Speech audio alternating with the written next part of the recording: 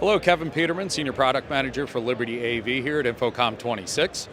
Today what we're going to talk about is our brand new KVM switcher that is loaded with features that are designed for small to medium size and even all the way up through large size command control centers.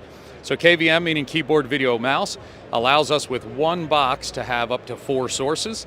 We can cascade up to 5 boxes to create a single display, single large display where we can mouse roam from computer to computer. And internally in this box, it gives us video processing with multi-view. So on the fly, we can scale all of our different window sizes for a command control center to be able to access individual computers' information, to make one bigger, make one smaller, or whatever needs to be done. We can do that over a touch screen, we can do it with a keyboard or a mouse. So it's a very flexible way to create a command and control center that can be scaled to any size that the user needs. For more information, visit us at libertyonline.com. Thank you.